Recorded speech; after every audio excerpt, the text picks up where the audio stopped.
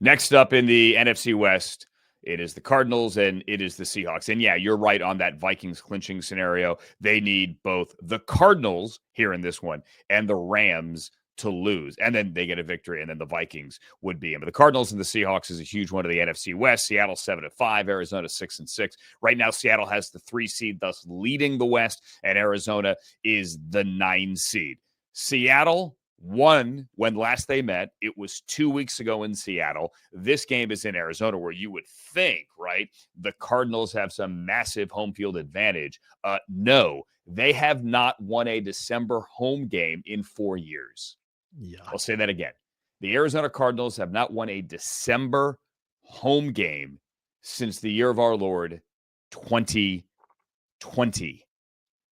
So this one is kind of sort of a big deal for Jonathan Gannon. And the Cardinals also consider Seattle has beaten Arizona 6 straight. So Pete Carroll had Cliff Kingsbury's number, and Mike McDonald in his first meeting against Jonathan Gannon has his number as well.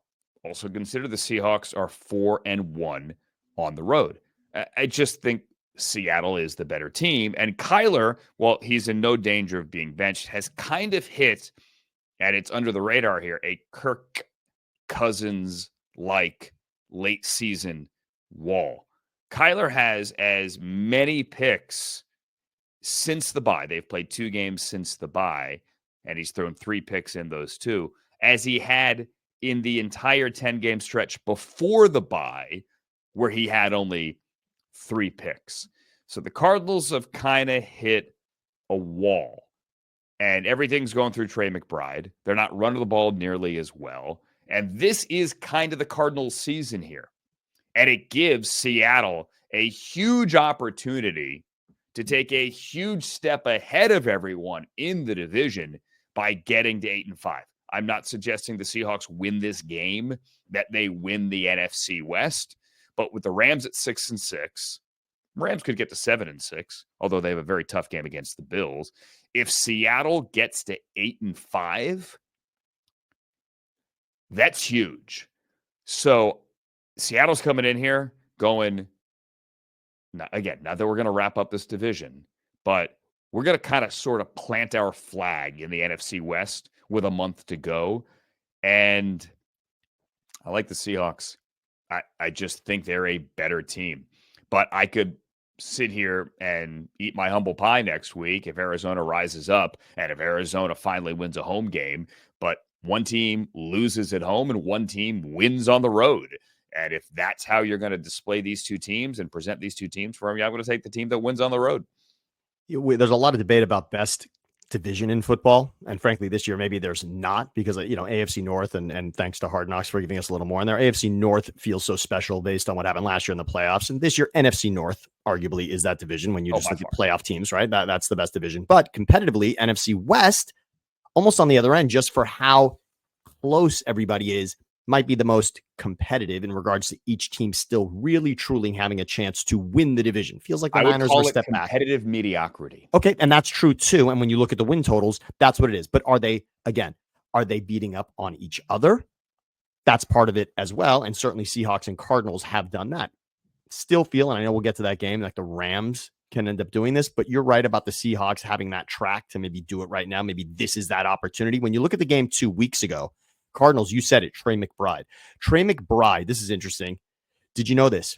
There's one tight end in the history of football who's had back-to-back games with 12 receptions. Was it John Mackey in the 50s?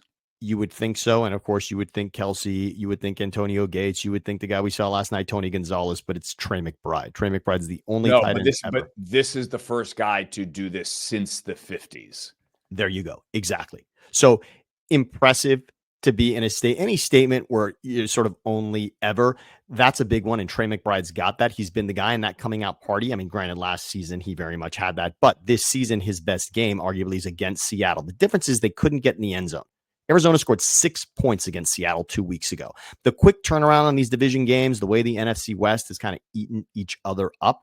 This feels like a split, just division teams splitting it on the road that each team got the other one. It just, this seems like the Cardinals did get in the end zone, obviously, and could not do that. And credit to Seattle in regards to that.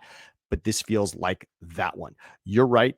Kingsbury's teams, and by the way, a family member in Philadelphia pointed out to me also in regards to Kingsbury that Washington, if you look at their offense, has taken such a step back since week 9. There's sort of this week 9 regression that happened with Kingsbury when he was in Arizona as the head coach.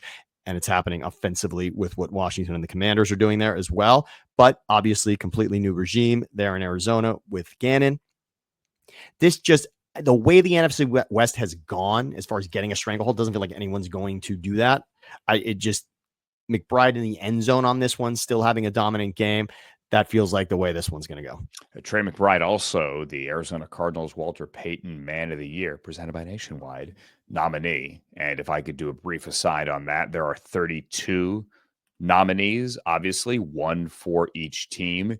It is the only award. First of all, it's the most meaningful award of the NFL. There's MVP, there's all DPOYs and all that, but this is the one that, like, they put the patch on your jersey for. It is a big deal, and it is one that most players will tell you they care about more than any. I hate that we have to pick one, because if you've made it this far, it means that you mean something to your community and that you do give back so much that you deserve this honor. Any of the 32 can and should win. And after covering this award and interviewing so many of these great men for so many years, it kind of irks me that we have to pick one. So if a Walter Payton Man of the Year nominee comes up, it is worth noting. And here, Trey McBride is that man for the Arizona Cardinals, native of Colorado, now living in Arizona.